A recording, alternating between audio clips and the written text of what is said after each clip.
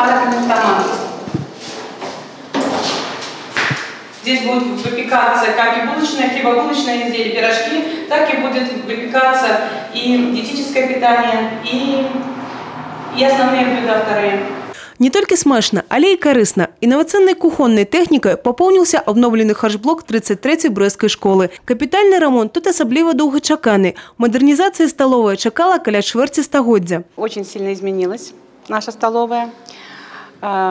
Самое любимое место в школе есть столовая для детей. Я думаю, что в нынешней обстановке они еще будут более довольны, будут питаться, скажем так, более полный охват питания. Капітальний ремонт харчблоку сьогодні пройшов у 3 десятках навчальних установ в області. 6-та Брестська школа у їх ліку. Масштаби змін уражують. Перепланіровка помешканняв, поширення площаў, заміна усіх комунікацій і обсталювання.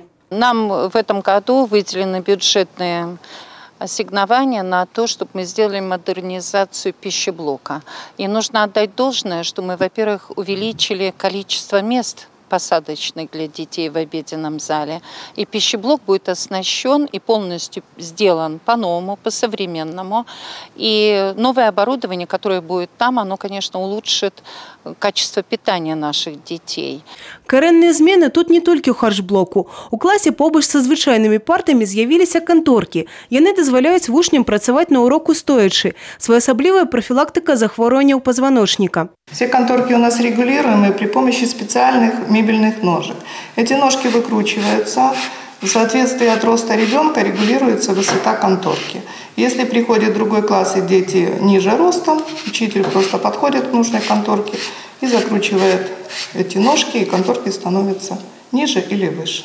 Один з ініціаторів нововведення – наставниця молодших класів Інна Кравчук. Методика у Владимира Баразнага, а менавіта па ёй і займаецца педагог, прадугледжвае для школьнікаў больш фізічнай актыўнасці падчас заняткаў. Працуе за канторкамі і Яна Анатольевна. Бацькі вучняў ідэю настаўніцы падтрымалі, яны ж і дапамаглі з рэалізацыяй. На родительском собрании решили, что для каждого ученика на парте должна быть конторка. И благодаря родителям у нас появились коврики массажные, на которых дети стоят, конторки. Ну и мы, как учителя, очень активно взялись за эту работу, потому что мы видим результаты, хотя времени прошло еще мало, но результаты уже видны. Дети с удовольствием работают по этой системе, дети активные.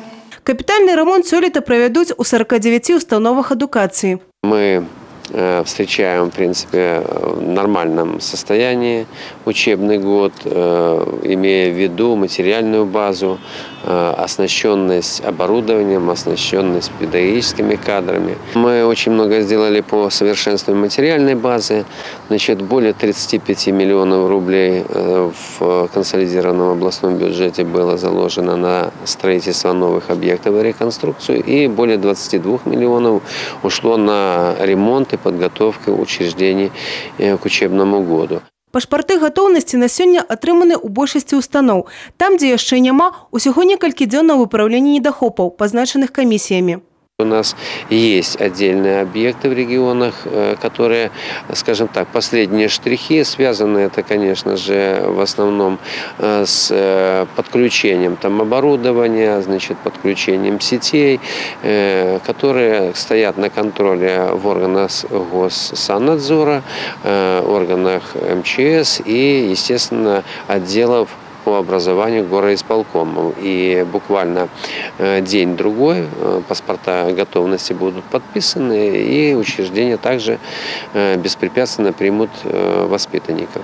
Менавіта выхаванцы і стануць галоўнымі ацэншчыкамі праведзеных летам работ. Евгения Мороз, Тыгран Акопян, телерадиокомпания «Брест».